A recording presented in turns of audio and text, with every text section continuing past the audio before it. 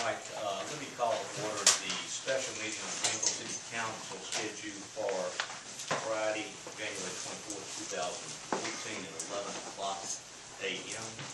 I want to first of all welcome everyone here today that's attending this meeting. Today I've called a special meeting of the Greenville City Council to address the public safety concerns of the citizens of Greenville and Washington County. Before I go further from a prepared text that's been handed out today, I'd like to make some recognitions. First of all, to the City Council members that are here today at this special meeting. I think Ms. Watkins was ill, okay, but other than that, everyone knows our council, men and women. I'd like to make these recognitions as I kind of go down the line. I'm going to ask, first of all, Chief Freddie Cannon, who is here to introduce his staff that's here in the Greenville Police Department. Good morning, everyone. Good morning. Present from the Police Department is Assistant Chief Andrew Cahill and Captain Dan Gray. All right. Then we have, okay, I'm sorry, Earth Robinson, who is the new arson investigator for the Greenville Fire Department. Thank you for coming. We've got from the DA's office, John Herzog, Daniela Shorter, and Takia Perkins. Thank you all for coming. We have from the Sheriff's Department, Percy Miles, the Assistant Chief. Thank you. We have Sherrod Kirk from the Greenville Public School District, and Reverend Frank Hall, who has been one who has been a voice for crime prevention here in Washington County for a long time. Now, I hope I didn't leave anybody out as far as officials are concerned. If I did, please raise your hand. Okay, thanks. According to both the Constitutions of the United States and the state of Mississippi, as well as our own city charter, one of the main purposes of government at every level is to provide for the safety and security of its citizens. The most recent FBI statistics for the United States indicate that violent crimes for 2012 were up across the nation. The South accounted for 40.9% of those violent crimes, and 42.2% of property crimes reported were in the South. For 2013, violent crimes as well as property crimes increased in Greenville. That increase followed the upward trend for our national crime rate.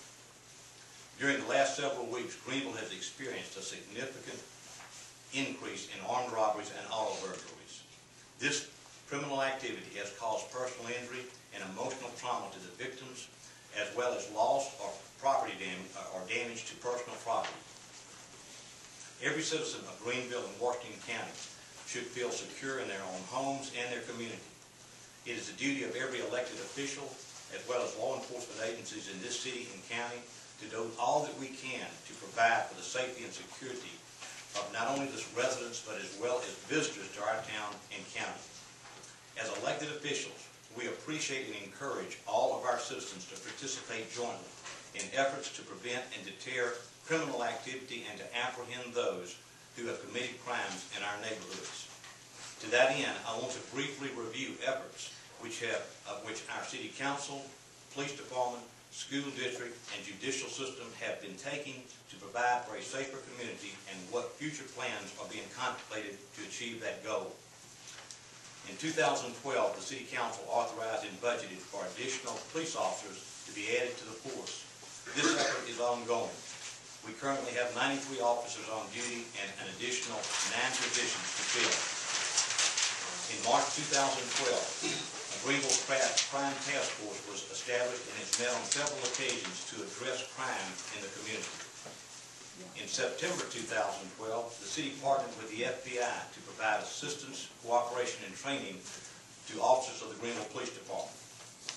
In 2013, the City Council budgeted for a pay increase of 5% for Greenville Police Department officers in order to retain or attract more qualified officers. During 2013, Greenville PD increased patrols in frequency and in number of officers in areas of Greenville where there was increase in criminal activity. Joint efforts were also undertaken with other law enforcement agencies within Washington County to conduct special operations to place additional pressure on high crime areas. In March 2013, the Greenville Public School District partnered with the Greenville Police Department and with the Washington County Youth Court in an effort to enforce school attendance laws and curfew ordinances for school-aged children and minors. Throughout 2013, Sergeant Cabana Moore has been advocating for citizen participation in neighborhood watch groups and Crime Stoppers. Currently, there are 32 such groups in Greenville. In 2013, Greenville experienced 10 homicides. Greenville Police Department has solved 8 of these crimes, and the suspects are in custody. During the last 6 weeks, Greenville has experienced 10 armed robberies. 7 of those robberies were committed by 3 individuals who have been arrested and are now in custody. In all of the armed robberies, arrests have been made or warrants are outstanding for their arrest. In neighborhood experiencing auto burglaries, more patrols have been provided. In December 2013, Chief Brown of the Greenville Fire Department hired an arson investigator, and already there has been a decline in suspected arson-related fires. In December 2013, the Greenville Police Chief Buchanan and myself attended a citizen crime summit organized by the Reverend Frank Hall to discuss homicides in Greenville. On January the 16th, 2014, the Public Safety Committee of the City Council and Chief Cannon met with representatives of the Washington County Crime Watch Group to hear and address their concerns. This past Wednesday, January the 22nd, myself and Chief Cannon met in Oxford with the U.S. Attorney, Felicia Adams, and representatives of the FBI, the DEA, the ATF, and the U.S. Marshal Office to discuss possible resources and support that they might be able to provide to our local law enforcement. Plans for crime prevention and control for the near future include the following: reconvene with the U.S. Attorney's Office within 45 days after she has had an opportunity to gather information and discuss local crime issues with all agencies which might be of assistance to the Greenville Police Department. A meeting with Greenville Crime Task Force members has been scheduled for February the 17th. Greenville Police Department is currently identifying high crime neighborhoods or subdivisions for possible additional street lights, subject to budget considerations and council approval. A public meeting for purposes of informing more citizens of opportunity to establish neighborhood watch groups and encourage more participation in Crime Stoppers programs has been set for Monday, February the 24th at 5:30 p.m. at the Public Library meeting room. I'll simply comment there that Officer Moore is currently at a Crime Stoppers seminar on the Mississippi Gulf Coast as I speak. Although neither myself nor City Council members have any authority over our local judicial branch of government, I want to express my approval and support of the fact that judges at every level have dealt sternly with these recent crimes by setting appropriately high bail bonds for those suspects accused of violent crimes or where repeat offenders have been involved in the commission of the crime. I also applaud District Attorney Dwayne Richardson's comments last night in the DDT for his recent statements concerning tougher prosecution of violent crime by seeking indictments for higher level offenses which carry stiffer penalties for those convicted of such offenses. What I would like now to suggest is what citizens can do to help prevent crime in Greenville. 1. Call Crime Stoppers for any information concerning suspected or known criminal activity. 2. Call Energy. It's an 800-9 outage number to report burned out street lights. 3. Join a neighborhood watch group by contacting Sergeant Cabana Moore at the Greenville Police Department, 378-1515. In closing, I want to say a special word of appreciation for the men and women who serve in the Greenville Police Department and other law enforcement agencies in Washington County. You have a tough and many times dangerous job to do. On behalf of the City Council and the citizens of Greenville, we appreciate and thank you for trying to keep us safe from those that would do us harm. To the citizens of Greenville, I assure you that your elected officials are aware of your concerns regarding the public safety of the community, and we are working hand in hand with our local law enforcement in an effort to prevent criminal activity at every level and to apprehend and incarcerate those individuals committing the crimes of every nature in our city and county. Finally, the doors of my office and city council chambers are always open to meaningful dialogue with and suggestions from citizens of our community regarding effective crime prevention. With that, I conclude my prepared remarks, and I would open the floor from the media for any questions that you might like to ask. Yes, ma'am. Specifically, when you met with the U.S. Attorney, what were some of the resources that you all discussed? Well, the agencies that I named all have obviously employees with them. They also have financial resources. They are, and the purpose of this 40-day period is for them to meet among themselves and discuss what can be done, what type of action, what kind of projects, what their resources are. I will comment and say this. They said the same thing that we hear at the local level, at the federal level, and the state level, and that is that their resources are less today than they were 5 to 10 years ago. And so everybody in law enforcement is stressed in lots of ways, but I feel assuredly that they are going to try to help us, and we will hear from them in 45 days.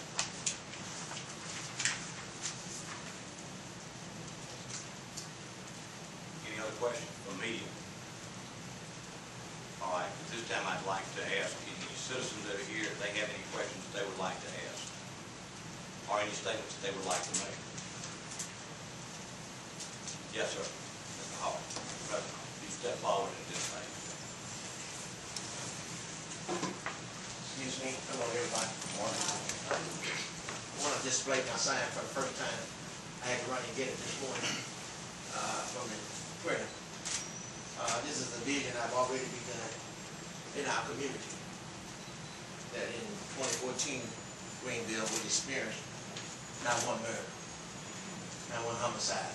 That's my vision for the community. I know a lot of y'all thinking he's reaching for the moon, and that's true. But if I land him on the star, we don't have a 1 or 2. That would be great. But I'm always sharing every week with our community that our mayor, as much as he would love to see crime stop in Greenville, and the city council, the board of supervisors cannot do that.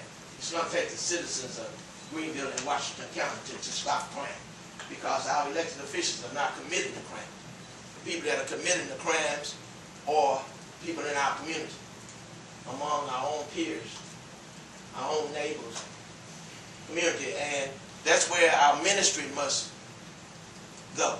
We must go to the community saying, stop this murder, stop these robberies, stop all these crimes that we're experiencing in Greenville. It's going to have to, we're going to have to appeal to the community, and hearts has to be changed.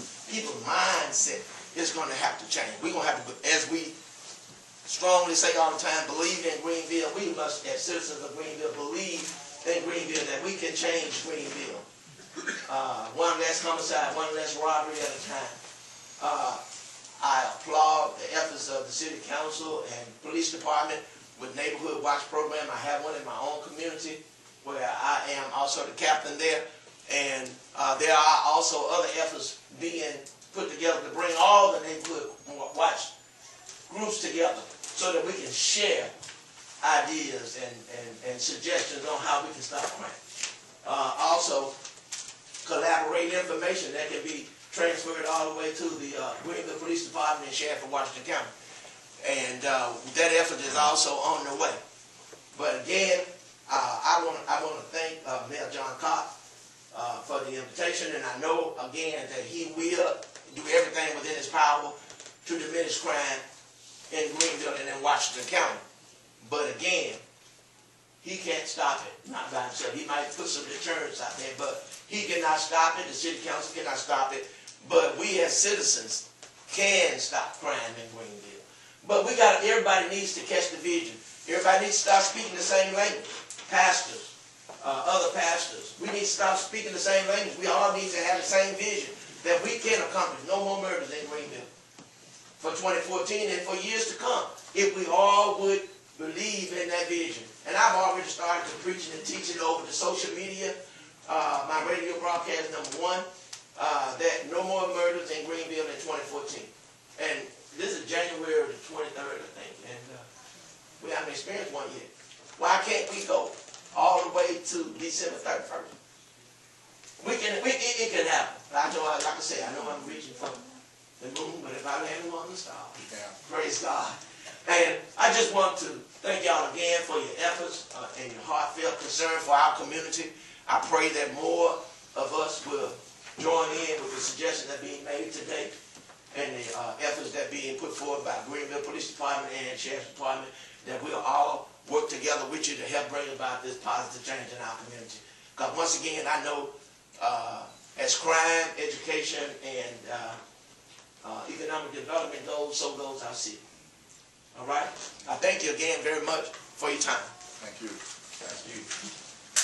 Councilman Simmons. Pastor, I just wanted to say, it's not a disgrace to reach for the moon and stars.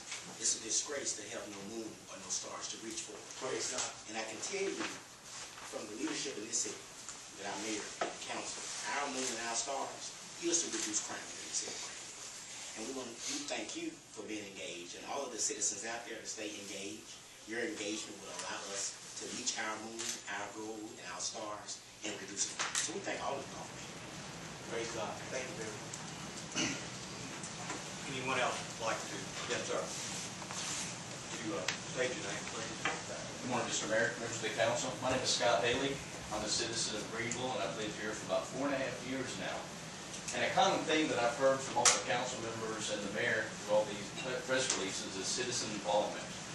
The suggestion would be for the city of Greenville to couple up or partner with the Washington County Law Enforcement or Board of Supervisors, and maybe through E911 provide some sort of bulletin board or instantaneous text notification to the public. That way, if something comes through to E911 through a citizen of reported crime, it can be dispersed and disseminated to the citizens. They can look out the window. They can look out for cars driving down the area. They can notify them of a wreck, of a crime, or anything. That might help law enforcement better do their job better. Another thing I'd like to say is it starts with the small stuff. I understand GPD in Washington County is stretched like all departments are, but me personally, driving down Highway 1 or 82 in the city, there's numerous times when I'll see law enforcement in their police cars sitting next to a stoplight through people in cars with children, 2 years old, standing in the front seat, jumping around. Now, it may seem petty, but to me it sets the tone for what law enforcement and what we accept as a community. And I think the small places where we need to start. Another thing would be curfew. I'm not aware if Greenville or Washington County has a curfew. If it is, how hard is it enforced? Because anyone can drive around Monday through Sunday at any time of the night and see people walking around the streets, hanging out on street corners, gas stations, car washes and such. And I'm wondering if it might be a good idea for the police department to crack down these areas. Get out, talk to them. What are you doing here tonight? Shouldn't you be somewhere else? Because midnight at a car wash, no one's washing a car when it's 25 degrees.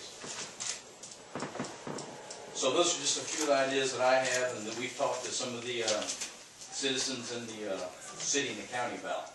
That's all we got, sir. Thank you, Mr. Haley. Ben. I want to thank, what is your name again? My name is Scott Haley. I want to thank Mr. Haley, Mayor, those comments. A lot of times we get the bad stuff, but nobody brings us suggestions. And the suggestions that you made were really helpful, and I appreciate it. Anyone else in the audience?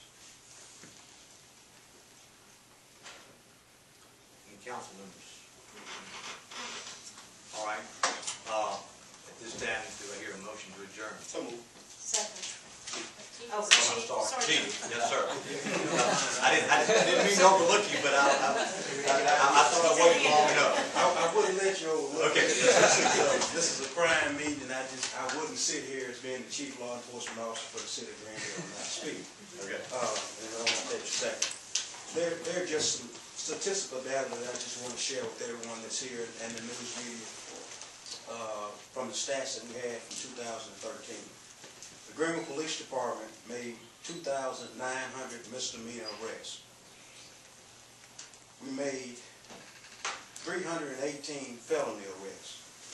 our police department responded to 57,498 calls for service. And what the general public really don't understand about what we do is, if we could ever come up with a way to reduce the number of calls that we actually respond to, we could do a better job at being proactive in the community. Do I have the answer as to most of these calls are repeat people that call 4 and 5 times a day? But for liability purposes, we have to respond. For our agency to have 102 slots for police officers and responding to 57,000 calls a year, that's a lot of calls. So that takes away from us just being proactive and riding the community and things of that nature. We wrote over 2,896 citations. I would also like to share with you some facts in reference to the robberies that were occurring in our city. We made 14 felony arrests. Bonds range from $10 million to $25,000. During the time that the robberies were being committed, we were just not content or sitting idle in what we do as law enforcement officers. We actually set up I would call it just a crash detail, where we actually had about 6 officers who we changed their hours, took them off the shift. We changed their hours so that they would be from 8 p.m. until 4 in the morning. These were the hours that the robberies were being committed. During that time, that particular unit made 21 arrests. They were given an assignment to get out and enforce all misdemeanor crimes, and if it led to felony crimes, make arrests on those crimes.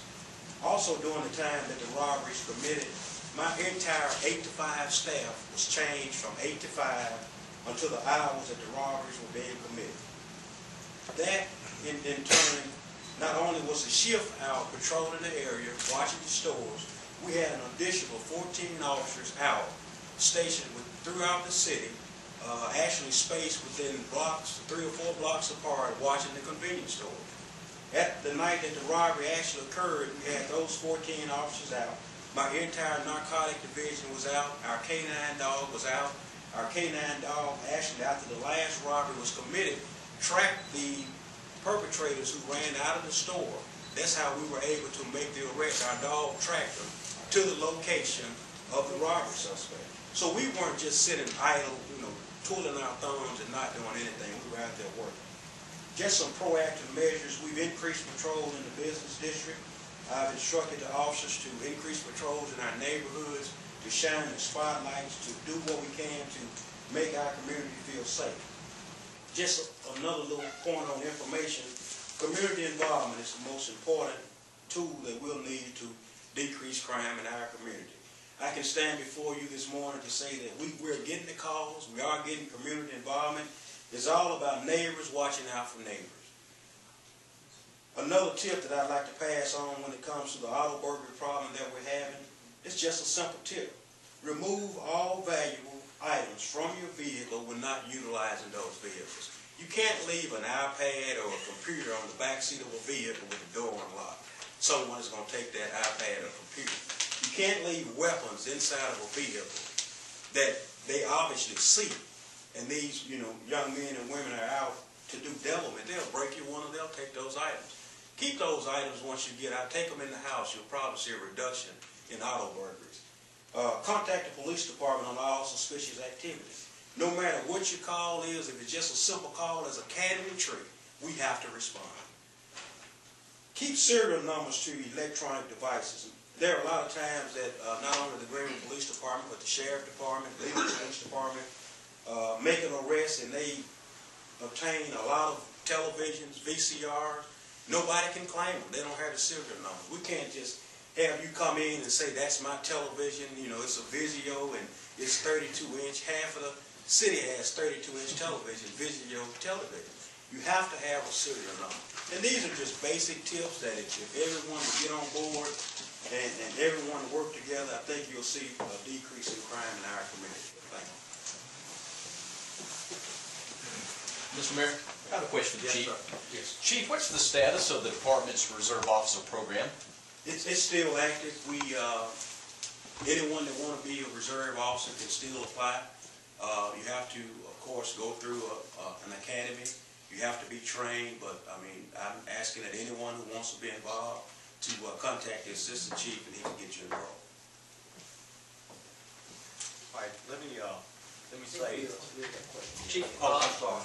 yes, just a question. Is there a status on the 2 open homicides for 2013? They're still open. They're currently under investigation, and generally what we do in homicides, those cases are never closed. Just last year, we made an arrest in a homicide from the previous year. And it's currently under investigation. We don't close those cases because leads come in, years and years apart, so they are still open. All right. I want to say now, before we adjourn, now that Chief Cannon stood up, that on behalf of myself, and I think I speak for the council as well, that we are fully supportive of Chief Cannon and respect and appreciate his leadership in the department. Assistant Chief Cahill, Captain Grace, Assistant Chief Miles, all of you I know are doing a good job. Hopefully we're working together and making a difference in this community, but specifically to you men today, thank you for being here. It's kind of a late arrival, but I don't want to not recognize Dr. Leeson Taylor, the Greenville Public School System, has come in today, and I simply made a couple of comments to Dr. Taylor about the partnership that had been made between the law enforcement, the Washington County Youth Court, and Greenville Public School System concerning the curfews that we talked about last March and April. If you've got anything you'd like to say at this time, I welcome you to do so. Good morning. How's everybody doing? We've been getting a lot of questions at the district office about certain things that deal with the crime rate. Understanding that the school system is a component of the community and we work in representation of that community, to have an understanding how to apply certain statistical comparisons that's taking place. We've gotten a lot of questions about the dropout rate and graduation rate and how does that tie into crime. Well, let me clarify. The dropout rate and the graduation rate is an ever-changing number because it is only applicable to that specific class.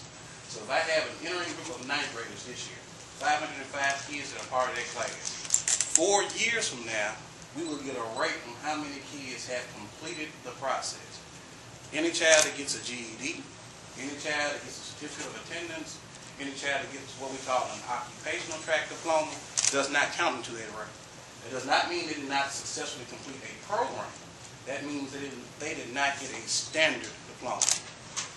When you hear about the application of that information toward an individual, that's exactly what it is. That means based on this individual who participated in crime, did they graduate from school or did they not? As you know, in the city of Greenville, because of the way that we're spread out, we have multiple districts that have impact with this. You have Western Line, you have Greenville Public Schools, you have private schools. As you look at that, unless you go back and start tracking that data to say, for every crime that takes place, we have now traced back to see where that individual graduated from, you really can't prescribe that to the school system. You have to first understand that information, then digest that information and report it accurately. Secondly, last but not least, we want to make sure that when we do have graduates, we have the opportunities for those graduates to contribute positively to society. That means we have to work together to make sure there are available options once they walk across that stage. Too many of our best and brightest are leaving the city, not coming back. So we want to make sure that we put things in place, whether it's through the school system. We're working with a program now that's called Career Pathway Experiences, where we're taking our children and our juniors and seniors, placing them in vocations and with businesses so that they can have an experience on that there are good paying jobs right here in Greenville for those kids. We solicit the city as well as the Economic Development Center to come on board with that, because if we can give you labor, in some cases free labor, because those children are getting academic credit for those jobs, they just need opportunities. And by showing them those opportunities, they can spread the word among their peers who are not participating in the program, that right here in Greenville, we do have some resources for them. So thank you for your time and your attention so far this morning. Thank you. Anyone else? We have a motion to fill in for my call for the question. All right, motion to adjourn has been called. All those in favor say aye.